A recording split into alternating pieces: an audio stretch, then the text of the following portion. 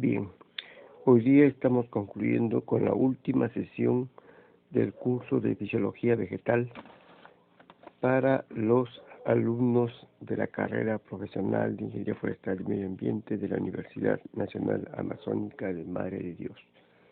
El tema de hoy es respuestas al estrés biótico por parte de las plantas. Bueno, el cambio climático impacta las interacciones entre las plantas y su ambiente.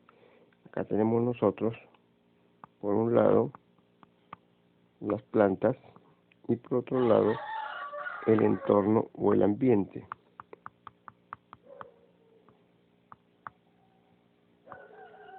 Donde hemos dicho que hay una interacción entre ambos. Las respuestas inmunes de la planta están frecuentemente asociadas con la producción de especies reactivas de oxígeno, también conocidas como la bomba oxidativa.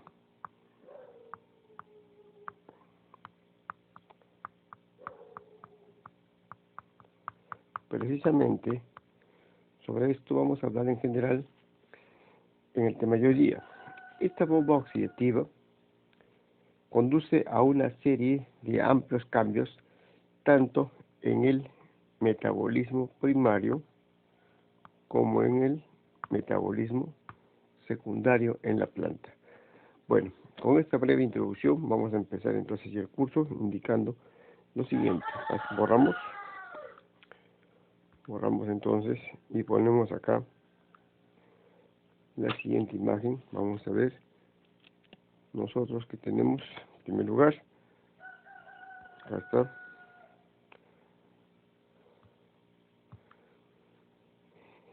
Hay una triada en la que nos permite conocer en dónde se ubica la enfermedad.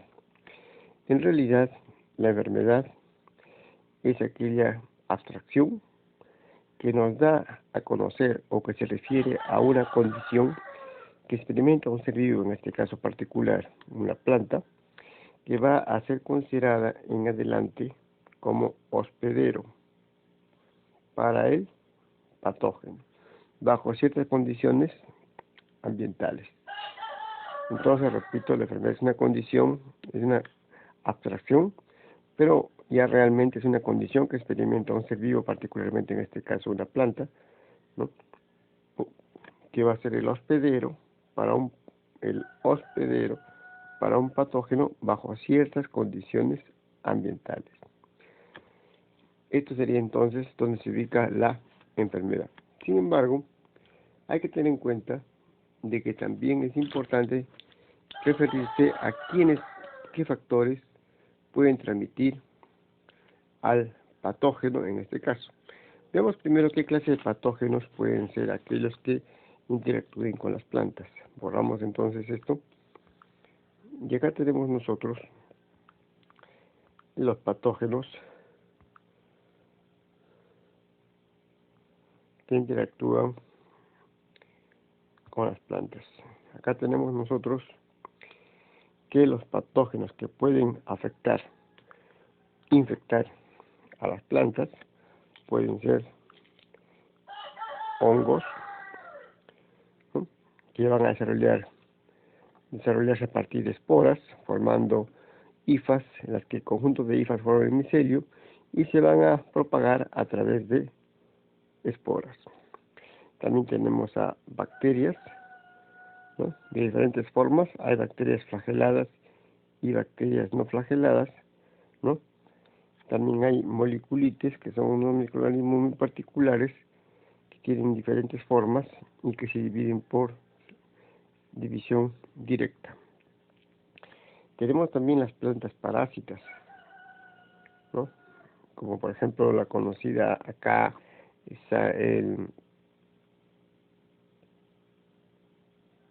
la suelda con suelda, ¿no? Las plantas parásitas, que van a aprovecharse de otra planta, en este caso, por ejemplo, ya sea la raíz o del tallo, para poder desarrollarse. También tenemos a los virus, que no son organismos vivos, sino son estructuras genéticas que se autorreplican de manera parásita en seres vivos. Y también tenemos a los nematodes, o nemátodos o gusanos que van principalmente a comprometer las estructuras radicales en las plantas y también protozoarios. Entonces acá tenemos los principales grupos de patógenos que van a interactuar con las plantas. Borramos ahora para indicarnos, para referirnos a cómo va a ingresar estos patógenos a las plantas. Borramos.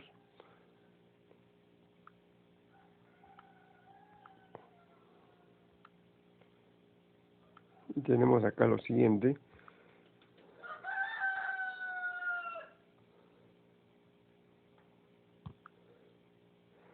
Bueno, muchos patógenos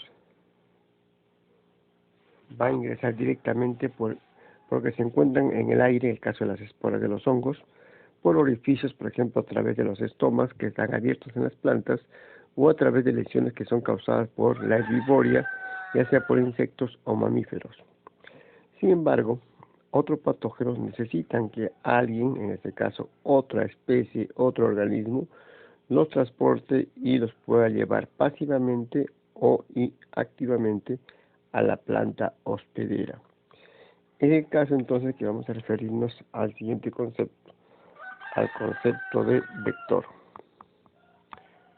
Vector es aquel organismo que transporta un patógeno y puede ser vector mecánico o vector biológico. Vector mecánico es aquel que transporta un patógeno en las estructuras externas y sin que haya ocurrido una transformación de este patógeno dentro del vector. Por ejemplo, muchos escarabajos descortezadores pueden tener en las estructuras de las tráqueas donde respiran esporas de hongos que van a causar la muerte de muchos árboles, básicamente en las regiones templadas. Entonces estos escarabajos van a ser vectores mecánicos. Sin embargo, hay otros organismos que son denominados vectores biológicos, que van a transportar al patógeno en su interior.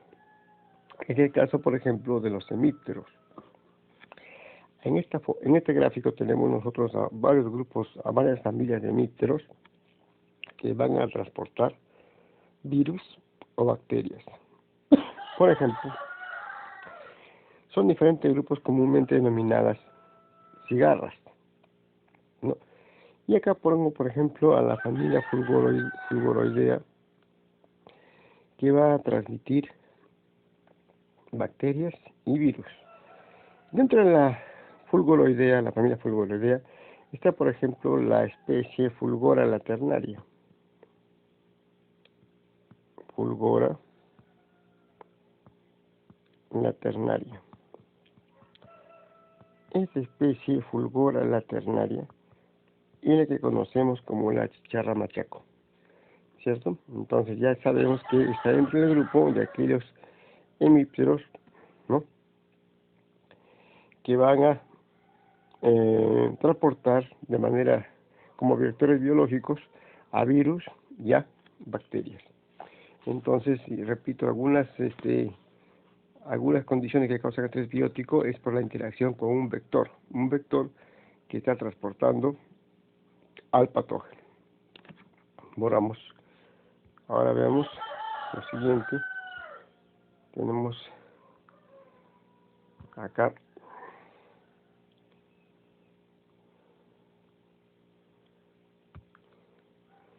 pero ¿qué estructuras, qué nichos va a buscar el patógeno?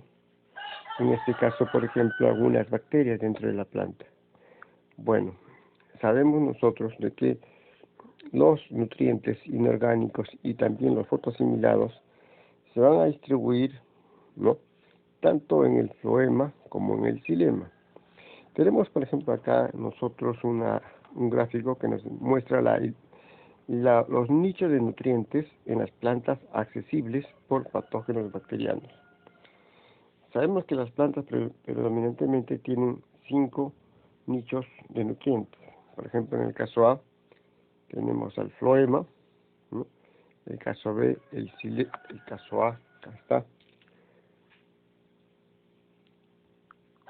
A tenemos al floema, B al xilema, C al apoplasto de la hoja, D a la hoja misma, a la célula foliar, ¿no? D el apoplasto de la raíz, el apoplasto de la raíz. Y bueno, disculpen, A el floema, B el xilema, C el apoplasto de la hoja, D el apoplasto de la raíz y y la célula foliar. Bueno, en estos lugares, ¿por qué van a ser nichos de bacterias? Porque precisamente en estos lugares se van a encontrar disponibles los nutrientes que va a utilizar eventualmente la bacteria. Y lo tenemos en la parte inferior acá, nosotros, como la sacarosa, la glucosa, la fructosa, que son monosacáridos, que van a estar básicamente en el floema. Pero también ácidos orgánicos que van a estar también tanto en el floema como en el xilema. También alcoholes orgánicos que van a estar en el floema y aminoácidos, minerales, agua y la propia bacteria que están ocupando ambos nichos. Entonces estos van a ser los lugares donde las bacterias van a buscar cómo establecerse para poder obtener precisamente estos nutrientes, los nutrientes que estamos colocando entre llaves. Borramos. Ahora vamos a ver nosotros lo siguiente.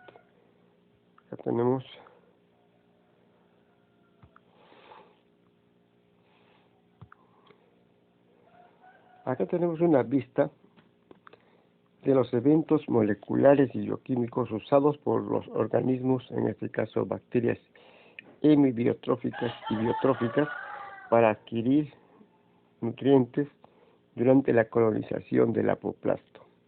¿Y por qué del apoplasto? Se preguntarán ustedes. Porque el apoplasto sabemos que está formado por la pared celular y los espacios intercelulares. Y tiene básicamente celulosa, lignina, hemicelulosa, pectinas. Precisamente acá tenemos la célula foliar, Sin embargo, en el centro tenemos nosotros a la bacteria.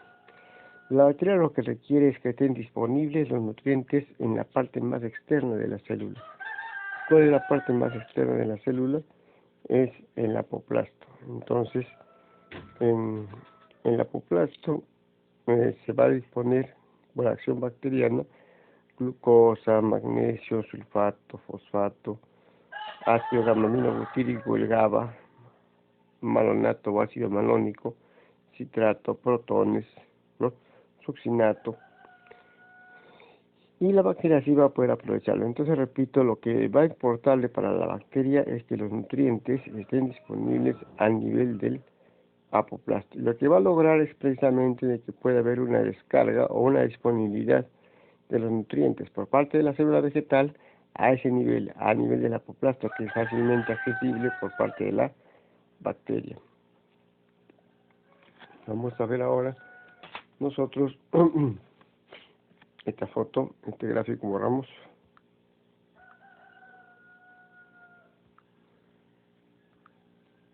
Tenemos acá lo siguiente.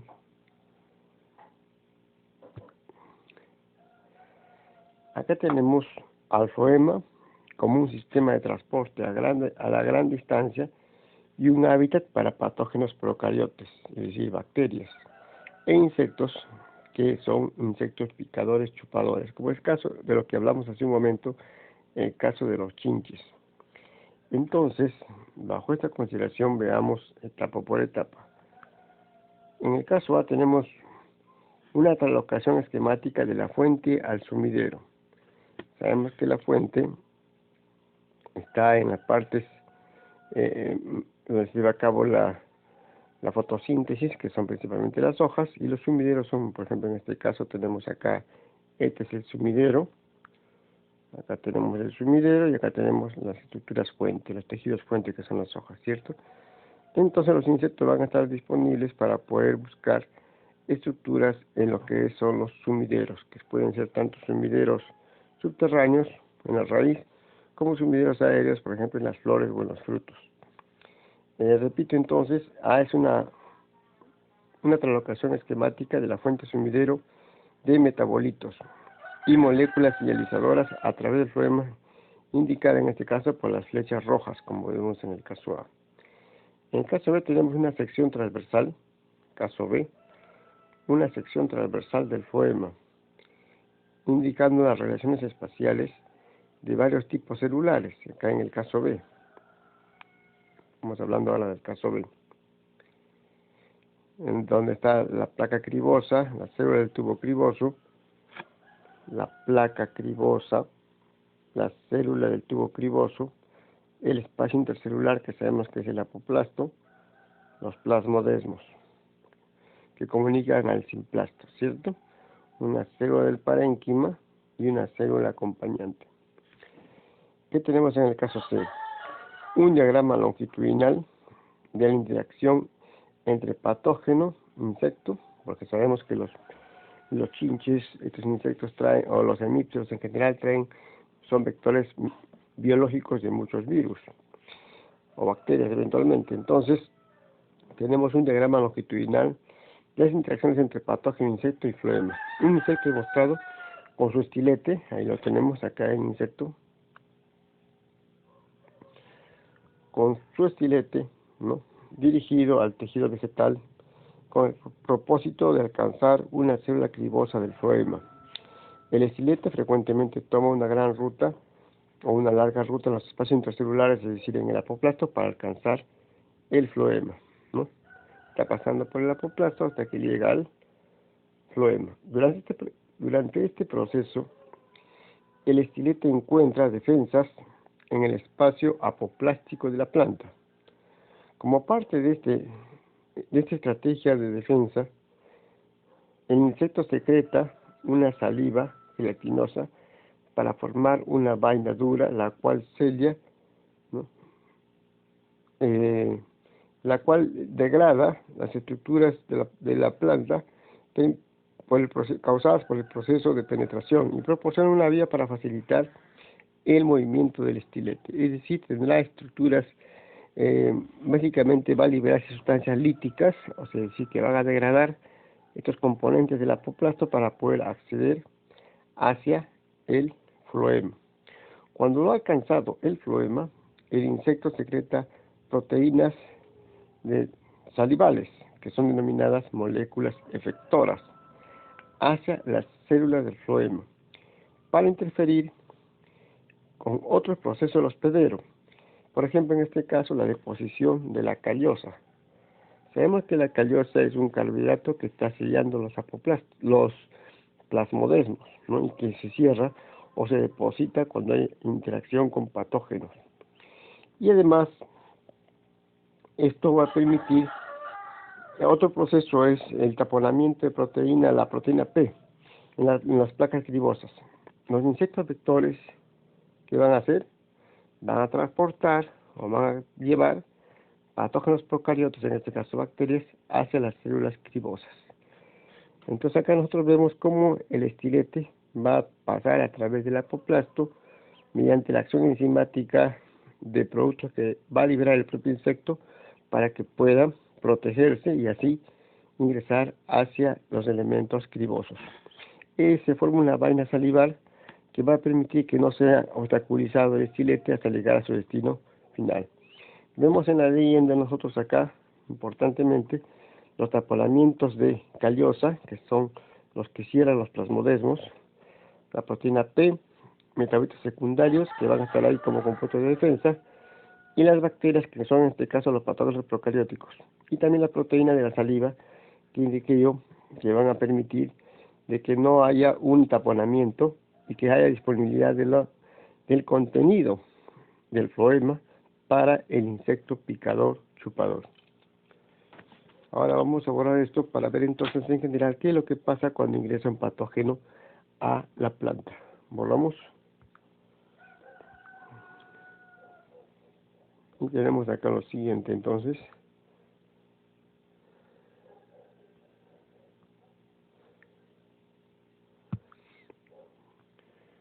Acá tenemos nosotros un esquema muy simplificado de cómo es el ingreso del patógeno a la planta y la respuesta que va a originar.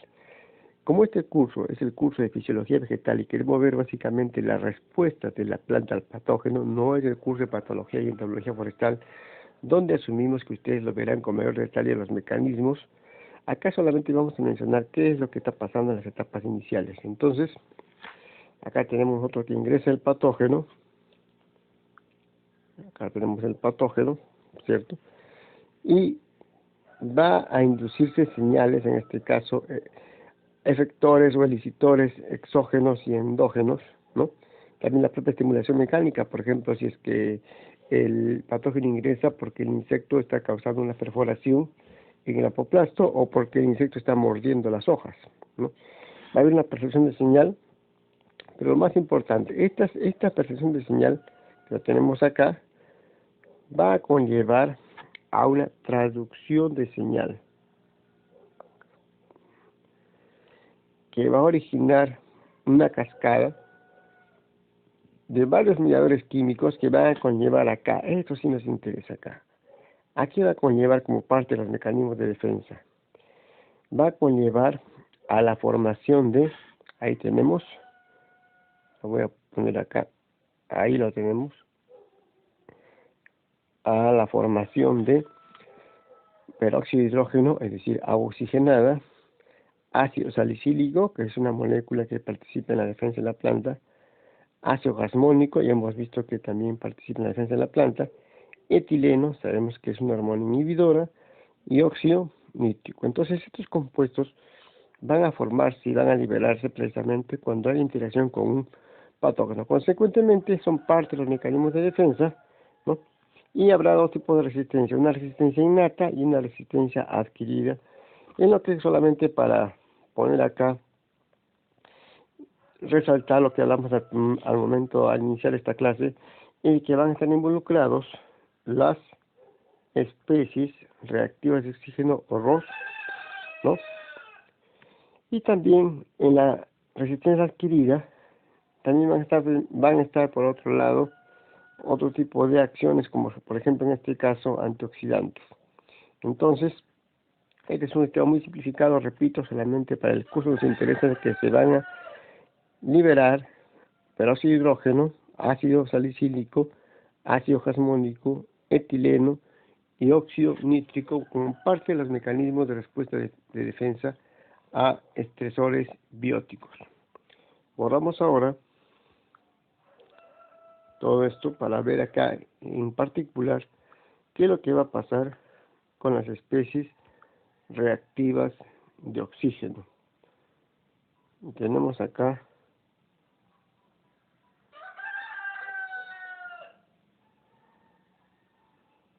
lo tenemos. Entonces, hay acciones diversas o multifacéticas de las especies reactivas de oxígeno.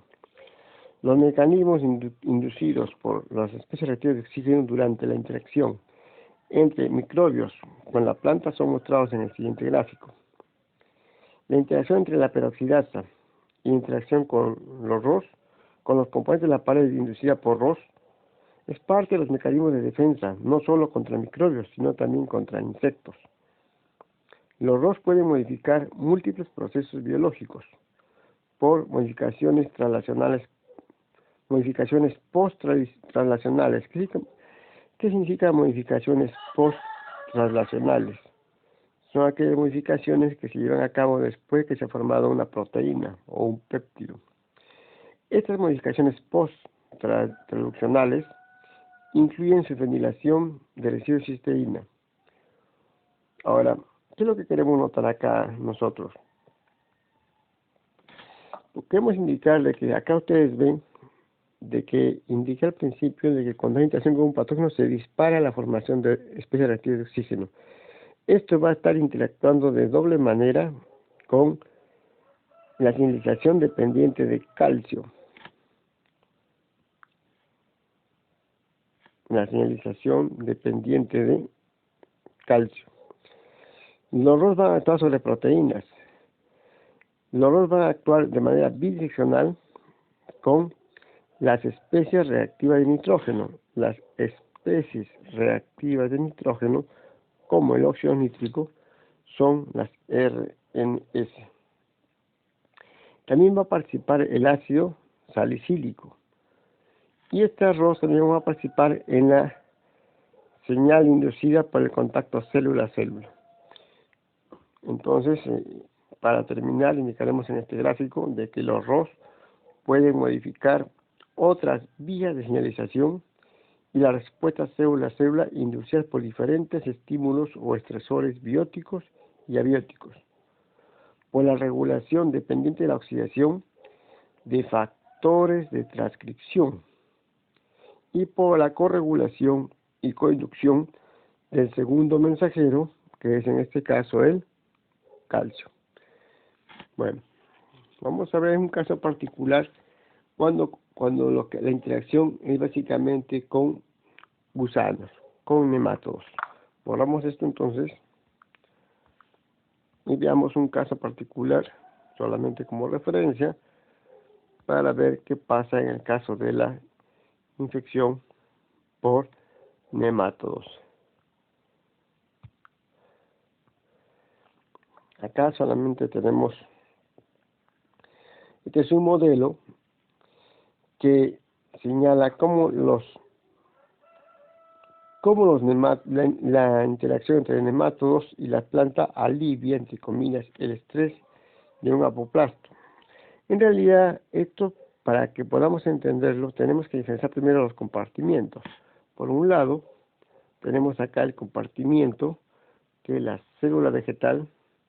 Por otro lado, tenemos el otro compartimiento, que es la célula del nemátodo, del gusano parásito.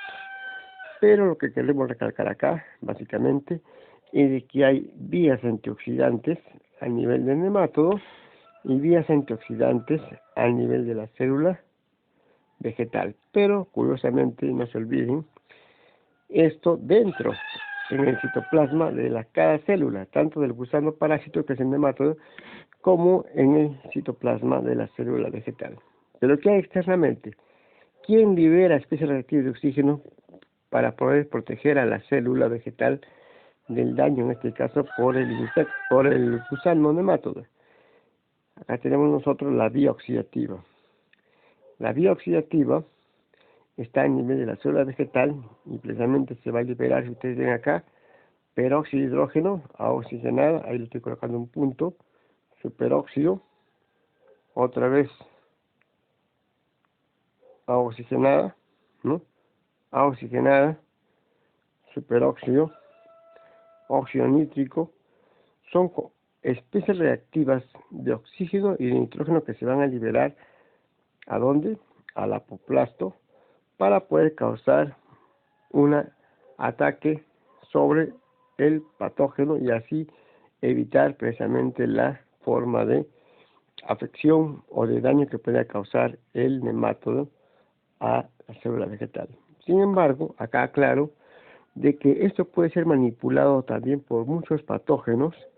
Este estrés oxidativo puede ser manipulado por muchos patógenos en el sentido que, si bien es cierto, es un mecanismo inicial de defensa de la planta, pero muchas veces los patógenos inducen en la propia planta un daño oxidativo aumentado, exagerado, que en vez de proteger a la planta, le va a facilitar el ingreso para el patógeno. Entonces, este estrés oxidativo, repito, si es medido, si es dispuesto por la célula vegetal, puede ser una estrategia de defensa efectiva. Sin embargo, en la evolución, muchos patógenos han logrado inducir este mismo estrés oxidativo en la planta de una manera aumentada o exagerada, de tal manera que en vez de proteger a la planta, lo que hace es la deja más débil o propensa a que pueda ingresar el patógeno. Bueno, esto, como digo, lo verán ustedes eventualmente en el curso de patología y entomología forestal. Ahora vamos a ver acá el siguiente gráfico. Acá tenemos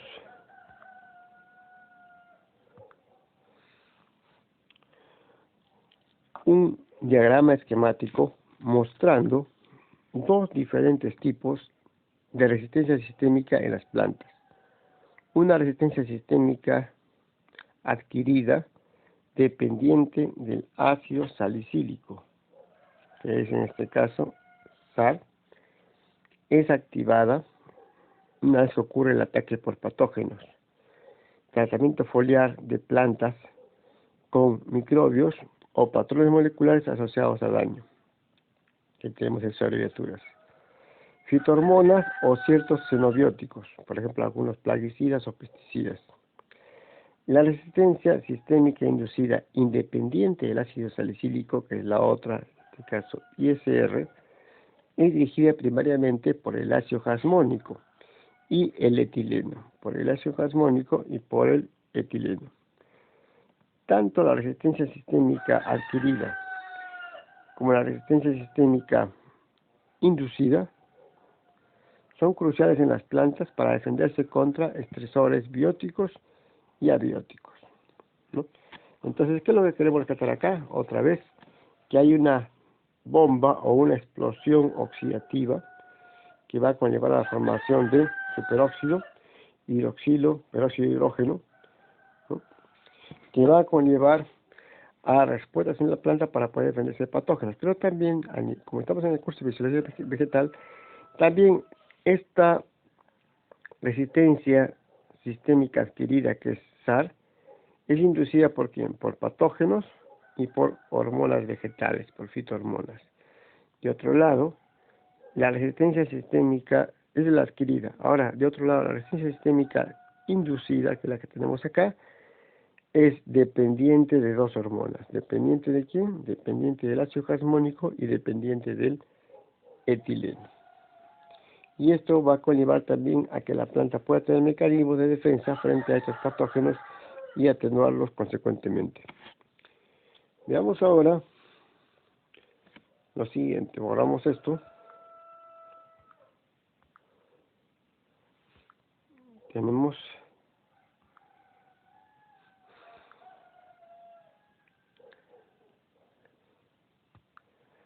acá tenemos un ejemplo o algunos ejemplos de compuestos de señalización bioactivos que conducen a interacciones benéficas entre las plantas y los microorganismos. Por ejemplo, acá tenemos nosotros los compuestos o el exudado, los microbios benéficos atraídos y las funciones o beneficios para la planta. En la evolución, las plantas han establecido simbiosis con muchas bacterias para lograr un beneficio mutuo.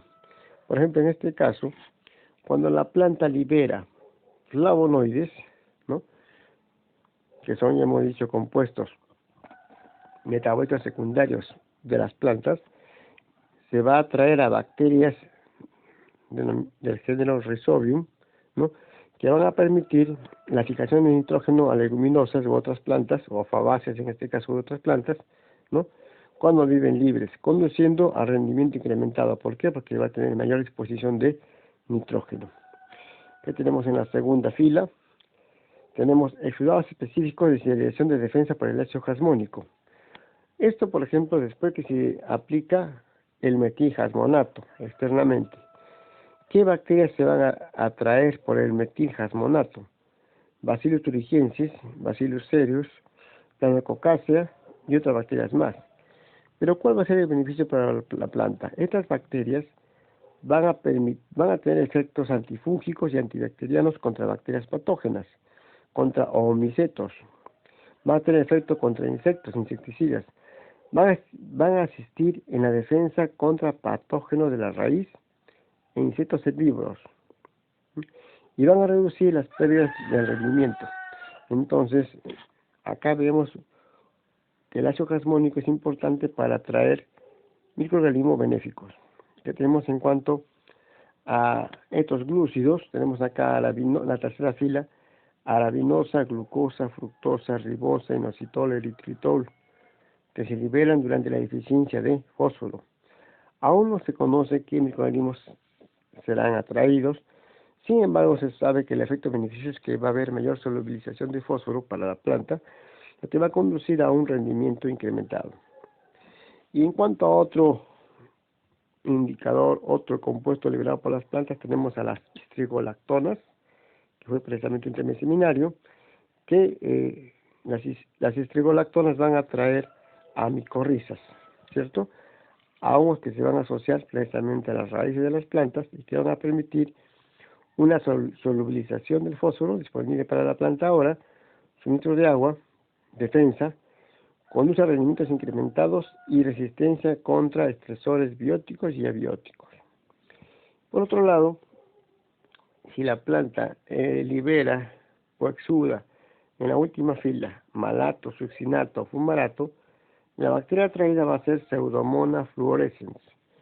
Esta bacteria Pseudomonas fluorescens va a suprimir a patógenos para la planta, que son Pythium, Ultium y las otras, y principalmente estos patógenos son hongos, ¿no?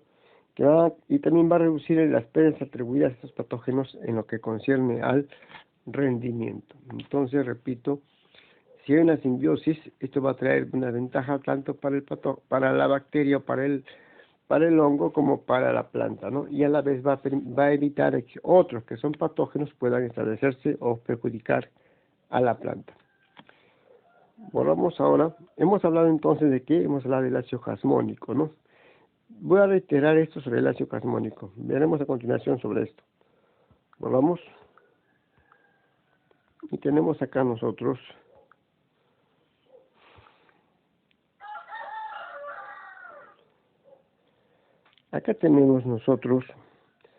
tres tipos de organismos.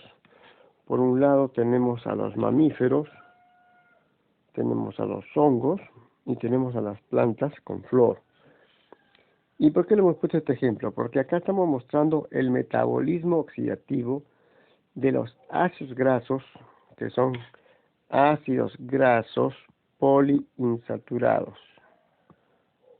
Ácidos grasos poliinsaturados están básicamente formando parte de las membranas celulares. Y como están formando parte de las membranas celulares en mamíferos, plantas con flores y hongos, entonces, ¿qué importancia tienen? Están formando parte de membranas celulares, ¿no? Acá vemos en el caso de los mamíferos que el ácido araquidónico, que es una molécula de ácido graso poliinsaturado que tiene 20 carbonos, va a servir para formar los compuestos que intervienen en la respuesta inflamatoria. Acá tenemos leucotrienos y tromboxanos que van a participar en la respuesta inflamatoria en todos los mamíferos, incluyendo el humano. Y en los hongos también se forman compuestos diferentes, pero ¿a partir de qué ácidos? A partir de PUFA, o sea, de ácidos grasos poliinsaturados, de 18 carbonos a 20 carbonos. Y en el caso de las plantas, los ácidos grasos poliinsaturados, o sea, los PUFA, que van a ser el sustrato a partir de cual se van a formar otros compuestos, van a tener 18 carbonos. ¿Y acá qué rescatamos? Acá rescatamos de que a partir de este PUFA, en los vegetales, de 18 carbonos, se va a formar el ácido jasmónico. Y el ácido jasmónico está muy involucrado en los mecanismos de defensa frente al ataque por patógenos. Volvamos. Veamos ahora lo siguiente. Acá tenemos la siguiente imagen. A ver, veamos.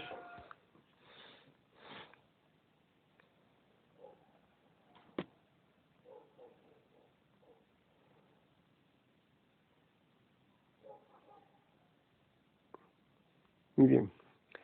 La pregunta que uno se hace es, ¿hasta qué punto las condiciones nutricionales afectan o protegen de un eventual ataque por patógenos? Y eso es sentido común. Todo ser vivo que esté en una deficiente condición nutricional va a estar más propenso a infecciones, ataque por patógenos, y eso se conoce bastante, por ejemplo, en el caso de Madre de Dios, ¿no? Y en muchas regiones amazónicas, ¿no? Hasta en la propia Lima, ¿no? La gente anémica está más propensa a tuberculosis, ¿cierto? Y en las plantas no es nada diferente, es muy similar. ¿Qué tenemos acá? Acá tenemos dos condiciones. La primera condición, la resistencia en la planta es máxima. Y en la segunda condición, la resistencia en la planta está disminuida al ataque por patógenos. Pero ¿de qué va a depender esto? Justo acá tenemos nosotros de que es muy importante la nutrición. Tenemos en el primer caso que la nutrición es por nitrato. Y en el segundo caso, la nutrición es por amonio.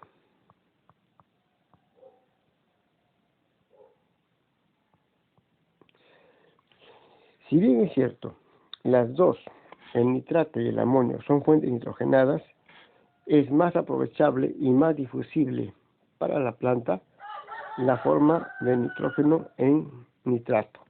Poco difusible, poco aprovechable la forma de nitrógeno como amonio. Entonces, ¿qué tenemos acá? Cuando la nutrición es por nitrato y hay un ataque por patógenos, hay incremento en el óxido nítrico. Se incrementa el óxido nítrico, hay un ataque, el patógeno ataca a la hoja en este caso, y esto trae como consecuencia una producción aumentada de óxido nítrico, una disminución en los azúcares o carbohidratos apoplásticos y también en los aminoácidos. Repito, va a haber una disminución a nivel del apoplasto en los azúcares y en los aminoácidos. Sabemos nosotros que para el patógeno le importa mucho que estos azúcares y aminoácidos estén disponibles a nivel del apoplasto. En este caso va a haber una disminución de esa disponibilidad. Va a haber un aumento en el ácido salicílico que está involucrado en la defensa. Va a haber una disminución en el ácido gamma aminobutírico y va a haber un aumento en las poliaminas. ¿Qué pasa cuando la resistencia está disminuida? Vemos en primer lugar de que esto se produce porque la nutrición, en este caso, ya no es nitrato, que es un anión, sino es amonio, que es un catión. Como hay poca disponibilidad de nitrógeno para la planta porque el amonio no está fácilmente aprovechado por la planta, y si ocurre un ataque por patógenos, esto va a conllevar a las siguientes condiciones. La producción de óxido nítrico disminuida, a la vez se va a incrementar, miren acá, se va a incrementar a nivel del apoplasto la presencia de glúcidos y aminoácidos, lo que va a favorecer al patógeno. Va a haber una disminución de ácido salicílico, lo que va a perjudicar a la planta. Va a haber un incremento en ácido gamma aminobutírico y va a haber una disminución en las poliaminas. Entonces, cuando uno vea enfermedades en plantas, no solamente hay que pensar en el individuo, sino que hay que pensar en las condiciones de deficiencia de nutrientes que podría estar experimentando la planta o la plantación o las plantas en vivero. Vamos a borrar ahora para poner entonces, hemos hablado acá de unos compuestos interesantes, hemos hablado de las poliaminas. Vamos a borrar para hablar un poco más de esto. Tenemos ahora nosotros acá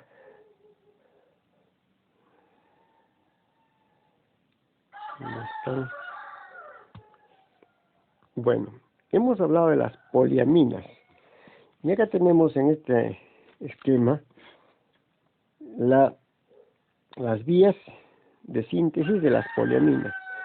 ¿Qué son las poliaminas? Son compuestos nitrogenados de cadena lineal, no son compuestos cíclicos, sino son de cadena lineal o cadena abierta.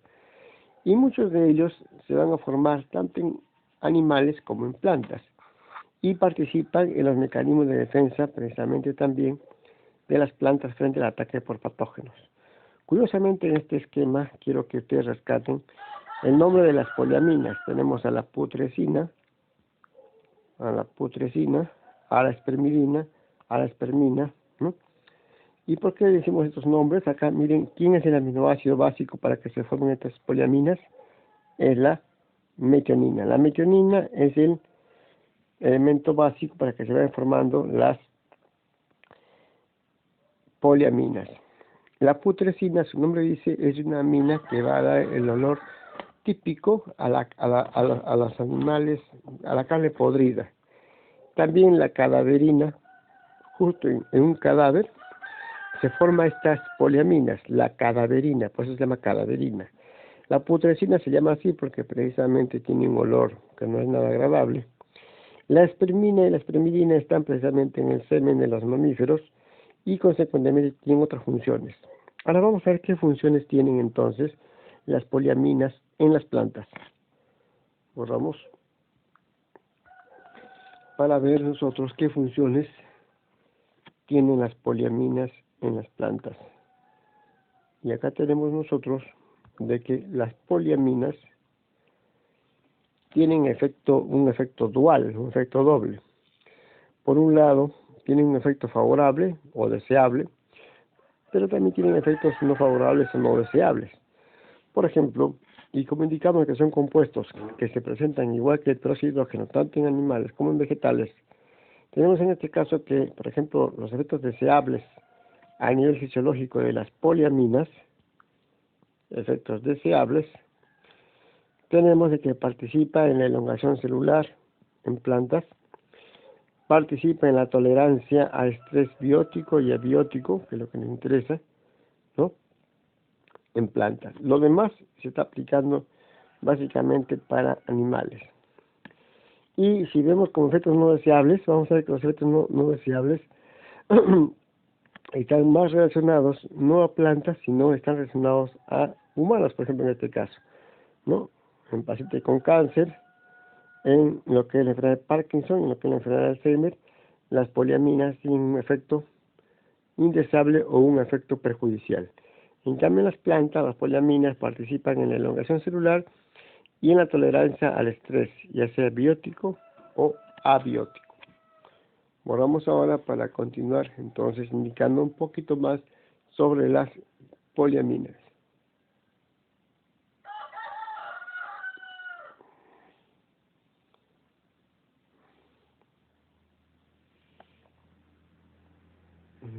Entonces,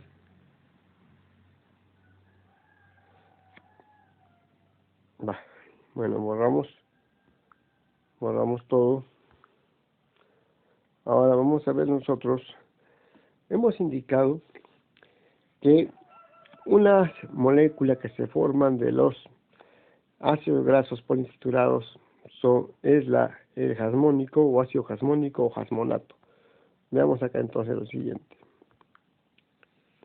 Tenemos acá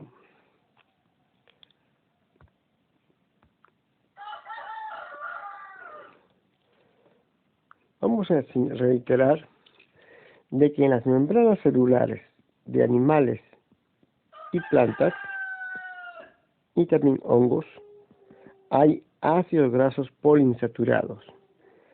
Estos ácidos grasos poliinsaturados van a servir para formar diversos compuestos. En el caso particular de las plantas se va a formar el ácido jasmónico. Entonces, el ácido jasmónico. Este ácido jasmónico va a intervenir en los mecanismos de defensa para las plantas. Pero en general, los compuestos que se producen a partir de los PUFA por acciones diversas tienen un nombre que se llaman oxilipinas.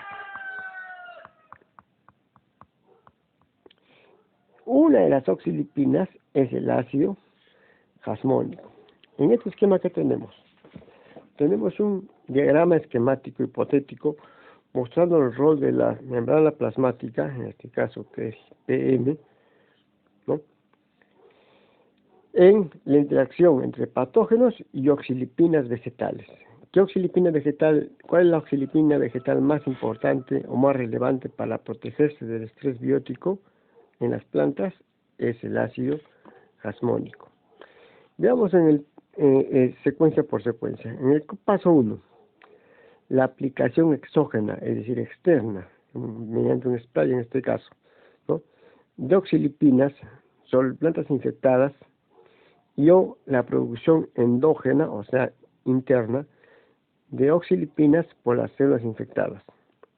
Acá están aplicando, veamos paso 2, mecanismos de percepción. Veamos acá entonces qué pasa en la membrana plasmática de la planta y qué pasa en la membrana plasmática del patógeno. En la membrana plasmática de la planta las oxilipinas aplicadas van a interactuar con un receptor específico y va a llevar a interacción con lípidos de la membrana plasmática, es lo que se pregunta como hipotéticamente. Y en el caso 2, en el caso de la membrana plasmática del patógeno, la oxilipina exógenamente aplicada, ¿no?, va a interactuar con un receptor específico y va a ir a interacción con lípidos del patógeno a nivel de su membrana plasmática. ¿Esto a qué va a conllevar? Va a conllevar a genes, a la activación de genes específicos de defensa en la planta y consecuentemente a una respuesta de defensa en la planta. O podría conducir, en el caso de la membrana del patógeno, a modificaciones en la fluidez de la membrana. Cuando se habla, en el primer caso, de que las oxilipinas exógenas aplicadas a plantas infectadas, se entiende que se está aplicando para lograr esto, lograr una activación de genes específicos de defensa, en este caso inducidos por oxilipinas exógenas.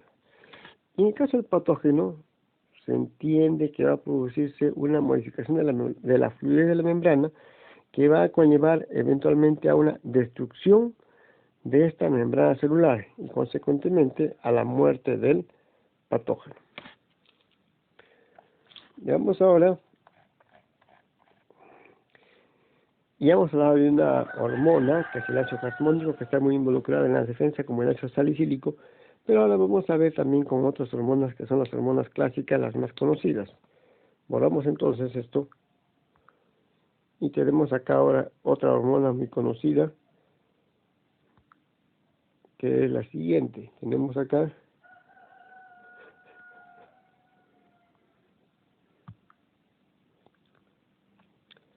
las citoquininas.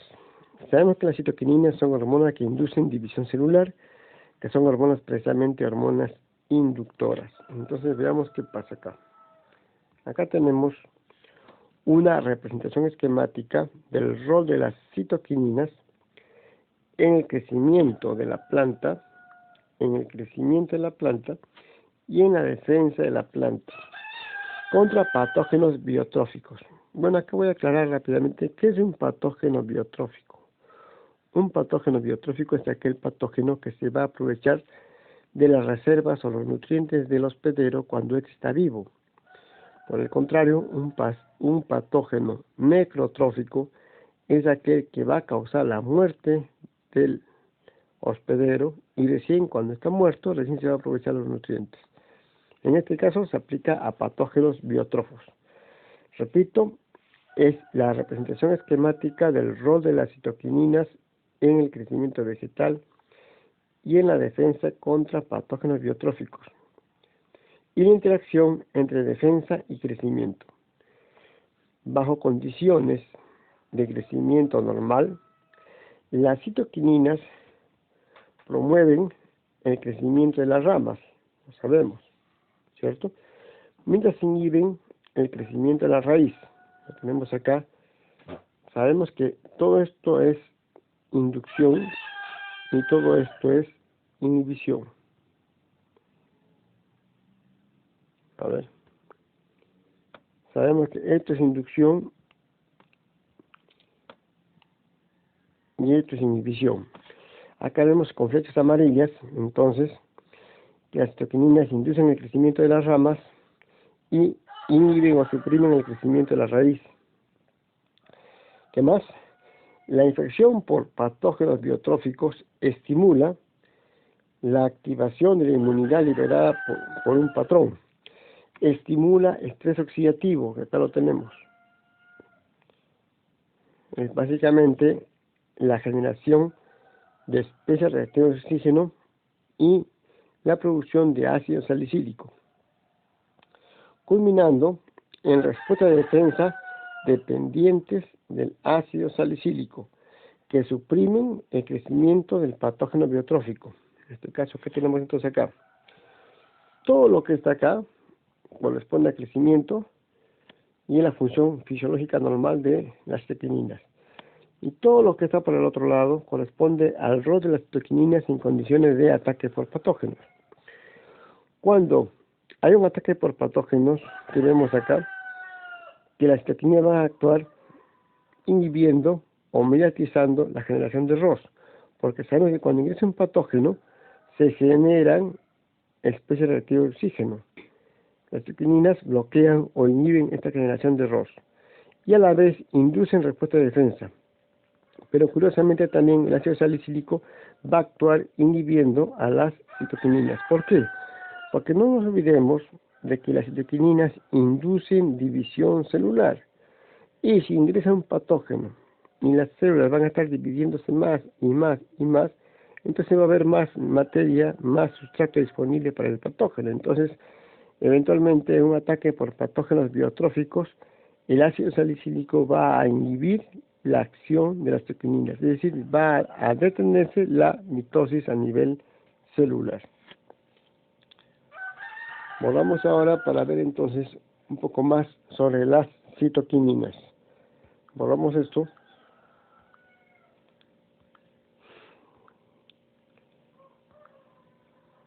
Acá están las citoquininas. Acá tenemos también otra vez un diagrama esquemático indicando el rol de las citoquininas en crecimiento y defensa de la planta contra patógenos. Además de la interacción entre las citoquininas y otros fitohormonas, esto se demuestra también la interacción entre otras fitohormonas y las citoquininas. Ya sabemos que esto significa interacción favorable o inducción, esto significa inhibición o supresión, ¿cierto? Entonces, ¿qué tenemos acá? Tenemos de que, ¿cuáles son las fuentes de citoquininas? Tenemos, por ejemplo, microalgas, ¿no? También los microbios pueden liberar citoquininas, no nos olvidemos de eso. Por ejemplo, en el caso de la enfermedad causada por hongos, por un hongo en las plantas de cacao, se produce una ramificación excesiva en la planta de cacao. Y se produce una ramificación excesiva en la planta de cacao por un ataque por hongos, conocido como escoba de bruja. ¿Y por qué se produce esta condición? Porque el hongo está produciendo e internalizando gran cantidad de citoquininas en la planta. Consecuentemente, la planta tendrá mucha ramificación, que parecerá una escoba, por eso se conoce esta condición o esta enfermedad como escoba de bruja en el caso del cacao. Tenemos entonces acá de que la fuente de citoquinina, ya tenemos ahí, van a actuar sobre el crecimiento vegetal a nivel de meristemos, van a inducir división celular, regulación del ciclo celular, van a participar en el metabolismo de carbohidratos y en su transporte, pero a nivel de defensa, ¿de qué manera participan las citoquininas? Participan en los mecanismos de defensa contra patógenos bacterianos, contra patógenos que son hongos y contra insectos, contra plagas de insectos. Pero por otro lado también decíamos que los patógenos pueden producir citoquininas. Entonces las citoquininas de organismos patógenos que tenemos acá van a causar una elevada susceptibilidad de los hospederos de la enfermedad, va a incrementar la severidad de la enfermedad en la planta y va a incrementar la infección por patógenos en las plantas. Ya dije que un ejemplo de esto es el ejemplo de la escoba de bruja. Pero ¿cuáles son las interacciones hormonales entre las citoquininas y otras hormonas de la planta? Las citoquininas van a actuar favorablemente sobre el ácido abscísico, van a actuar negativamente sobre las gibberelinas. Sabemos también que actúan negativamente o son antagonistas o contrarios de las auxinas, pero a la vez las citoquininas a nivel, cuando hay una infección o un ataque por patógenos, van a actuar induciendo la formación de ácido salicílico, inhibiendo la formación de ácido jasmónico e induciendo la formación de ácido abscísico, que es una hormona, la principal hormona inhibidora en las plantas. Volvamos ahora, veamos acá el siguiente gráfico.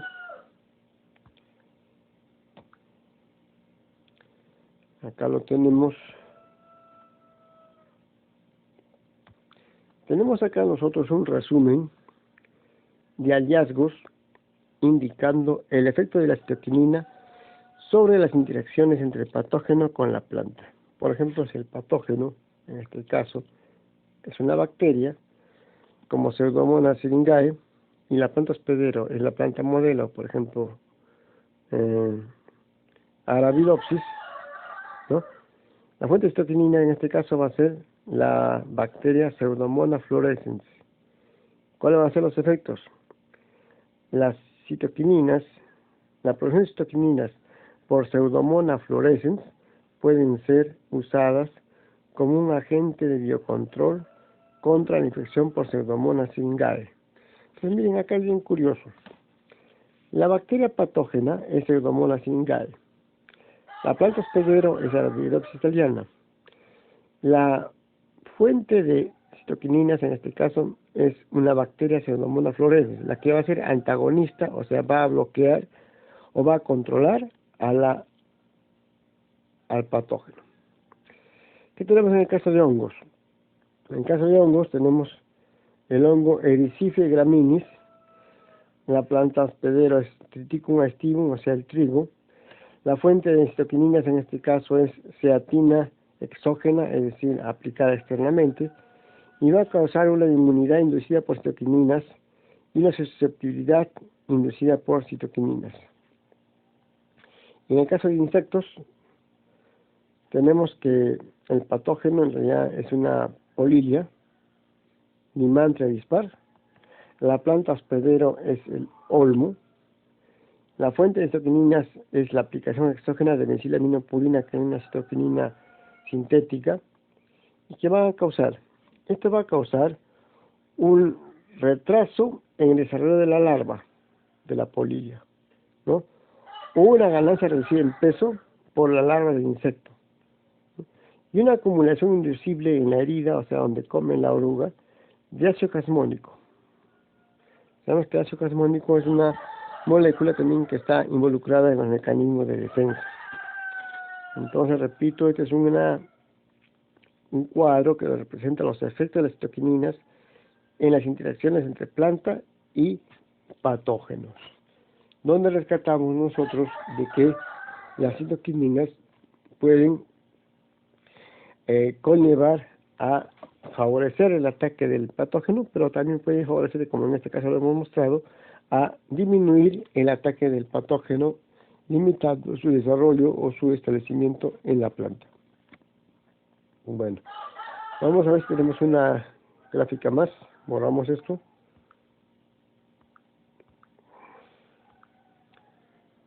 Veamos.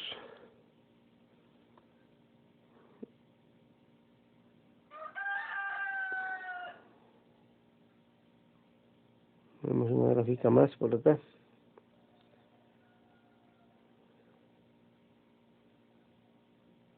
Bueno. Entonces, solamente para terminar, indicaremos lo siguiente. Indicamos entonces, para terminar este cuadro, de que es muy importante tomar en cuenta en las condiciones de estrés biótico por plantas, no solamente ver externamente la planta, sino también ver en qué condiciones de nutrición se encuentra la planta que la predisponen al ataque por patógenos. Bueno, entonces con esto estaríamos terminando la clase de hoy y consecuentemente también el curso de fisiología vegetal. Muy agradecido entonces por su atención.